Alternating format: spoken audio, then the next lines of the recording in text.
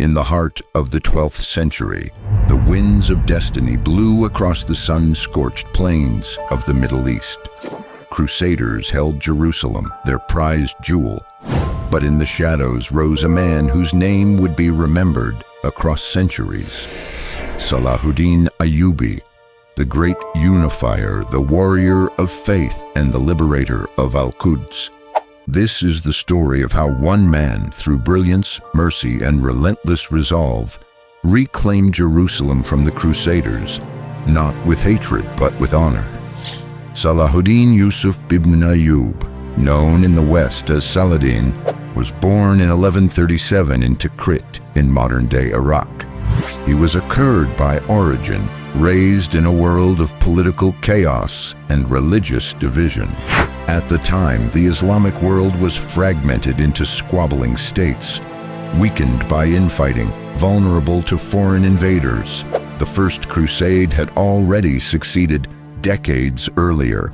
In 1199, the Crusaders captured Jerusalem, unleashing a massacre upon its Muslim and Jewish inhabitants. Ever since that day, the city was under Christian rule, and it had become a symbol of humiliation for Muslims. But Salahuddin's journey didn't begin as a conqueror.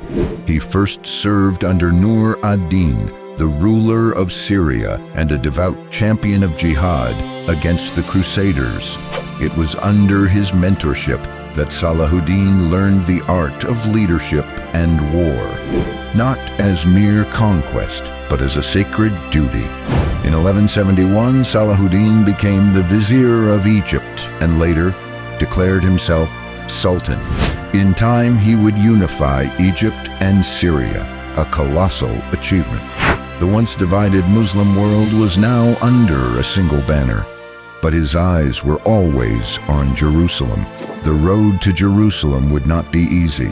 The Crusader states, especially the Kingdom of Jerusalem, were still powerful, fortified and bolstered by European support, but their unity was fragile. Their leaders divided, especially between Guy of Lusignan, the king of Jerusalem, and Reynald of Châtillon, a reckless and violent warlord. Reynald committed a grave error. He attacked Muslim caravans and even threatened to invade Mecca and Medina. Salahuddin, who had long shown restraint, was now forced to act. In 1187, he mobilized a massive army, thousands of warriors from Egypt, Syria, Mesopotamia, and beyond. Bound by faith, not mere politics, his plan was precise and devastating. On July the 4th, 1187, the two armies met at the Battle of Hattin near the Sea of Galilee. It was a masterclass in military strategy. Salahuddin lured the Crusaders into arid terrain, cutting off their access to water. As they weakened under the scorching sun, his forces surrounded them. By the end of the battle, the Crusader army was crushed. King Guy was captured. Reynald was executed for breaking truce and harming Muslim civilians. The road to Jerusalem was now open. Jerusalem, the holy city revered by Muslims, Christians, and Jews, stood before Salahuddin, yet he did not storm it recklessly. The city's defender, Balian of Ibelin, sought terms. Salahuddin initially refused, but Balian warned that if no truce was offered, he would burn the city and slaughter every Muslim within. Despite the long history of bloodshed, Salahuddin chose mercy. On October 2nd, 1187, nearly 90 years after its fall, Jerusalem was peacefully surrendered to Salahuddin. The Muslim banner flew once more over the dome of the Rock and Al-Aqsa Mosque. But unlike the brutal Crusader conquest of 1099, Salahuddin forbade any massacre, no revenge, no looting. Christian civilians were allowed to leave the city.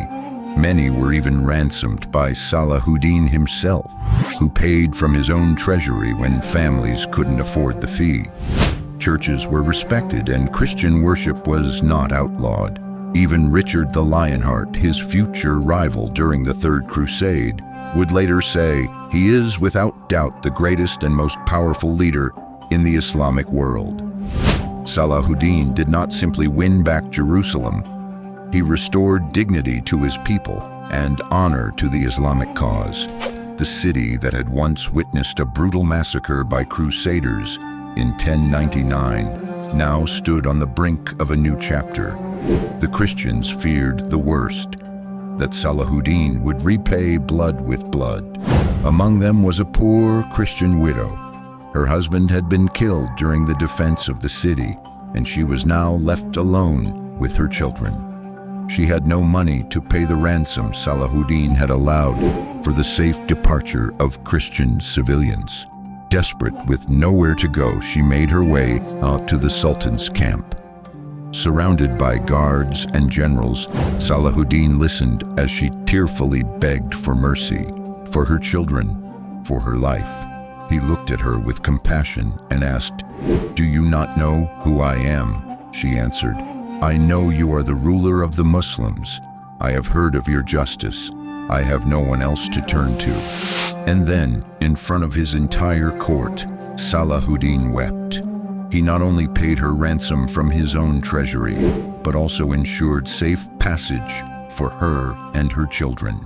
Then he commanded his officers to search for others like her, those too poor to ransom themselves, and to pay their way as well.